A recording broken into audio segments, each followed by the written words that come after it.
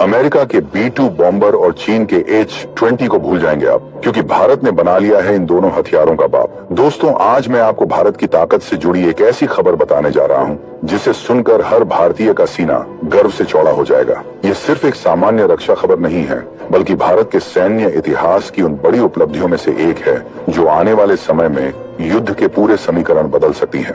Reports के मुताबिक भारत ने अपने बेहद घातक UCAV यानी unmanned combat aerial vehicle programme को एक बड़े स्तर पर आगे बढ़ाते हुए उसके लगभग 60 यूनिट्स के शुरुआती ऑर्डर को मंजूरी दे दी है। इस प्रोजेक्ट को हम ऑनरा स्टेल्थ ड्रोन के नाम से जानते हैं। इसका मतलब साफ है कि बहुत जल्द भारतीय वायुसेना के बेड़े में एक ऐसा खतरनाक और अदृश्य हथियार शामिल होने जा रहा है जो पूरी तरह से स्वदेशी तकनीक पर आधारित है। इसका इंजन भी भारत का होगा, इसकी स्टेल्थ कोटिंग भी भारतीय वैज्ञानिकों की देन होगी और इसमें लगने वाली मिसाइलें और बम भी भारत में ही बने होंगे। यानी सिर से लेकर पांव तक ये पूरा सिस्टम मेड इन इंडिया होगा और इसी के साथ भारत दुनिया के उन चुनिंदा देशों की उस खास श्रेणी में शामिल हो जाएगा जिनके पास अपना खुद का स्टेल्थ कॉम्बैट ड्रोन मौजूद है। दोस्तों, अगर आप इतिहास उठाकर देखें तो समझ में आता है कि किसी भी देश के लिए अपनी स्टेल्थ तकनीक विकसित करना कितना कठिन काम होता है। दुनिया में बहुत कम देश हैं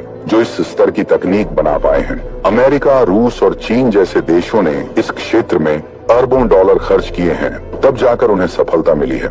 लेकिन भारत ने सीमित संसाधनों के बावजूद अपने वैज्ञानिकों की प्रतिभा और जिद के दम पर यह मुकाम हासिल किया है। यही वजह है कि यह उपलब्धि सिर्फ एक तकनीकी प्रोजेक्ट नहीं, बल्कि पूरे देश के आत्मविश्वास की कहानी है। इसलिए मैं आपसे यही कहूंगा कि इस वीडियो को लाइक जरूर करें और कमेंट में जय हिंद लिखें, क्योंकि यह सम्मान उन वैज्ञानिकों के लिए है जिन्होंने दिन रात मेहनत करके भारत को इस मुकाम तक पहुंचाया है। जय हिंद कहना सिर्फ एक शब्द नहीं, बल्कि उस भावना का प्रतीक है जो हर भारतीय के दिल में अपने देश के लिए धड़कती है। अब अगर आसान भाषा में समझें तो ये स्टेल्थ ड्रोन दरअसल एक मिनी फाइटर जेट की तरह काम करेगा। आप इसे अमेरिका के प्रसिद्ध F-35 का छोटा लेकिन बेहद खतरनाक रूप भी कह सकते हैं। फर्क सिर्फ इतना है कि F-35 में एक पायलट बैठकर विमान को उड़ाता है, जबकि इस स्टेल्थ ड्रोन में कोई पायलट नहीं होगा। इसे जमीन से कंट्रोल किया जाएगा और यह पूरी तरह से रिमोट या ऑटोमेटेड सिस्टम के जरिए मिशन को अंजाम देगा।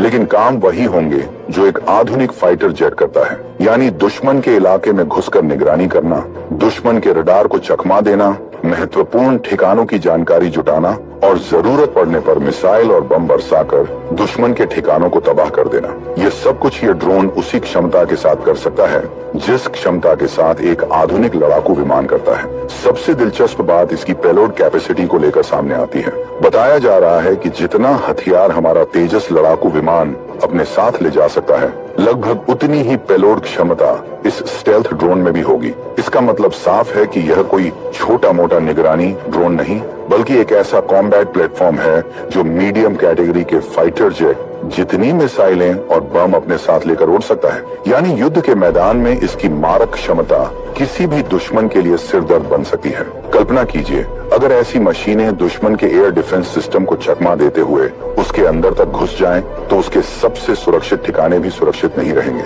लेकिन असली कमाल इसकी स्टेल्थ तकनीक में छिपा हुआ है। कहा जा रहा है कि अदृश्य रहने की क्षमता के मामले में ये ड्रोन कई मामलों में F-35 जैसे महंगे फाइटर जेट को भी टक्कर दे सकता है। इसकी वजह बहुत दिलचस्प है। दरअसल F-35 में पायलट के बैठने के लिए एक कॉकपिट बनाना पड़ता है और यही कॉकपिट विमान के आकार को बड़ा कर देता है। जैसे ही विमान का आकार बढ़ता है, वैसे ही उसका रेडार क्रॉस सेक्शन भी बढ़ जाता है और फिर दुश्मन के रडार के लिए उसे पकड़ना थोड़ा आसान हो जाता है। लेकिन इस स्टेल्थ ड्रोन में पायलट के बैठने की जरूरत ही नहीं है, इसलिए इसमें कॉकपिट बनाने की भी जरूरत नहीं पड़ेगी। इसका मतलब इसका पूरा ढांचा ज्यादा कॉम्पैक्ट और छोटा रखा जा सकता है।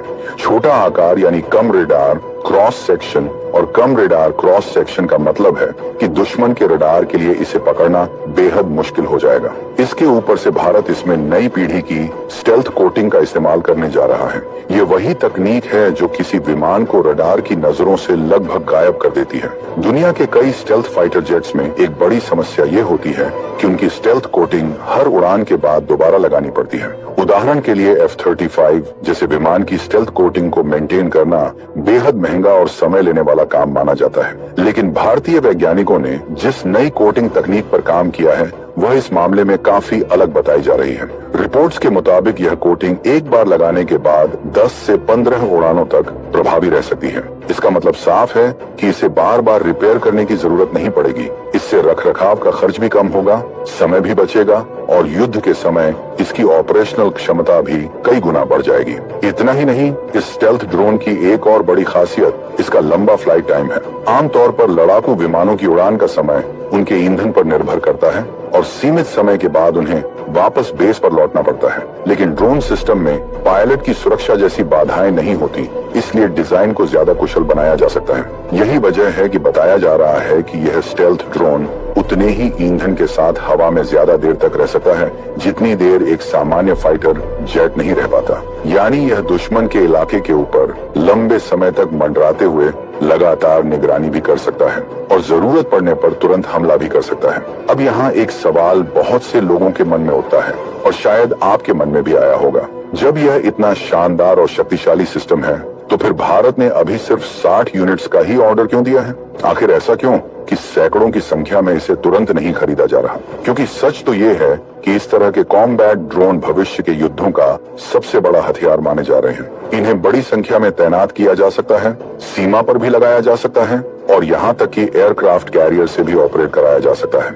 शुरुआत में जब यह खबर सामने आई तो कई लोगों को यह संख्या थोड़ी कम जरूर लगी और मुझे भी एक पल के लिए यही लगा कि भारत को इससे कहीं ज्यादा संख्या में ऑर्डर देना चाहिए था। लेकिन इसके पीछे भी एक बेहद दिलचस्प रणनीति छिपी हुई है, जिसे समझते ही आपको महसूस होगा कि भारत ने यह फैसला किसी मजबूरी में नहीं बल्कि बहुत सोच समझ कर लिया है। दरअसल भारत इस प्रोजेक्ट में एक खास रणनीति अपना रहा है जिसे डिफर्ड ऑर्डर स्ट्रेटजी कहा जा सकता है। इसका मतलब ये है कि एक ही बार में बहुत बड़ा ऑर्डर नहीं दिया जाएगा बल्कि चरणों में ऑर्डर दिए जाएंगे। जैसे पहले लगभग 60 यूनिट्स का ऑर्डर, उसके बाद 40, फिर आगे चलकर फिर से 60 या उससे ज्यादा। यानी ऑर्डर को छोटे छोटे हिस्सों में बांट कर दिया जाएगा। सुनने में यह सामान्य फैसला लगता है, लेकिन इसके पीछे भारत के रक्षा उत्पादन से जुड़ा एक बड़ा अनुभव छिपा हुआ है। पिछले कई सालों में यह देखा गया कि जब भी किसी सरकारी डिफेंस कंपनी को एक ही बार में बहुत बड़ा ऑर्डर मिल जाता है तो कई बार उत्पादन की रफ्तार धीमी पड़ जाती है, प्रक्रियाएं लंबी हो जाती हैं और डिलीवरी में देरी होने लगती है।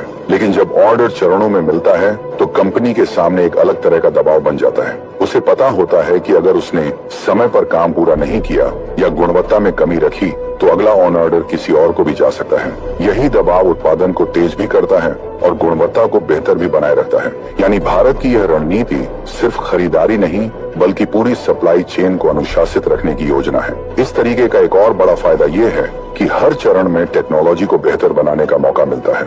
मान लीजिए पहले 60 ड्रोन बनते हैं और वायुसेना उन्हें ऑपरेशन में इस्तेमाल करती है, तो वहां से जो अनुभव और फीडबैक मिलेगा उसके आधार पर अगले बैच में सुधार किया जा सकता है। यानी हर नया बैच पिछले से ज्यादा उन्नत और ज्यादा भरोसेमंद बन सकता है। इस तरह धीरे धीरे यह पूरा सिस्टम लगातार बेहतर होता जाएगा। यही वजह है कि भारत ने जल्दबाजी में बहुत बड़ा ऑर्डर देने के बजाय एक संतुलित और समझदार रास्ता चुना है। लेकिन दोस्तों, इस पूरी खबर की सबसे बड़ी और रोमांचक बात अभी बाकी है। इस स्टेल्थ ड्रोन में जो इंजन लगाया जाने वाला है वह है भारत का अपना कावेरी इंजन। ये नाम सुनते ही कई लोगों को याद आ जाएगा कि कावेरी इंजन प्रोजेक्ट लंबे समय से चर्चा में रहा है। वर्षों तक भारतीय वैज्ञानिक इस इंजन पर काम करते रहे। कई चुनौतियां आईं, कई बार ऐसा लगा कि शायद यह प्रोजेक्ट अधूरा रह जाएगा, लेकिन वैज्ञानिकों ने हार नहीं मानी और लगातार सुधार करते रहे। अब जब यही इंजन इस स्टेल्थ कॉम्बैट ड्रोन में इस्तेमाल होने जा रहा है तो इसका मतलब है कि कावेरी इंजन को आखिरकार वह मंच मिल गया है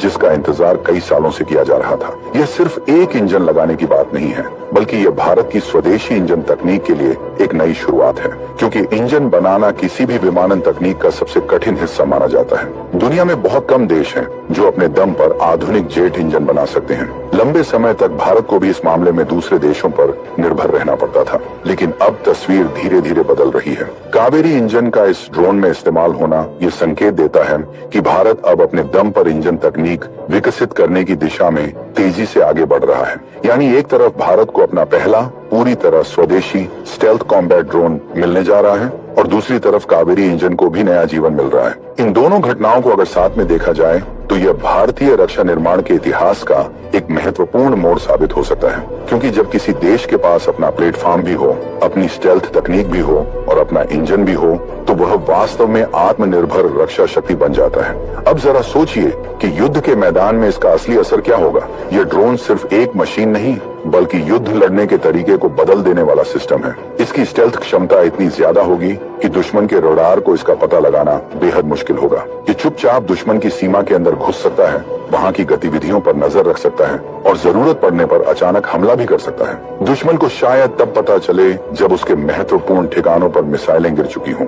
इसीलिए दोस्तों, ये सिर्फ एक रक्षा प्रोजेक्ट की खबर नहीं है, बल्कि उस आत्मविश्वास की कहानी है जो आज का भारत दुनिया को दिखा रहा है। अगर आपको भी लगता है कि भारत की यह उपलब्धि आने वाले समय में हमारी सैन्य ताकत को एक नए मुकाम पर ले जा सकती है, तो इस खबर को ज्यादा से ज्यादा लोगों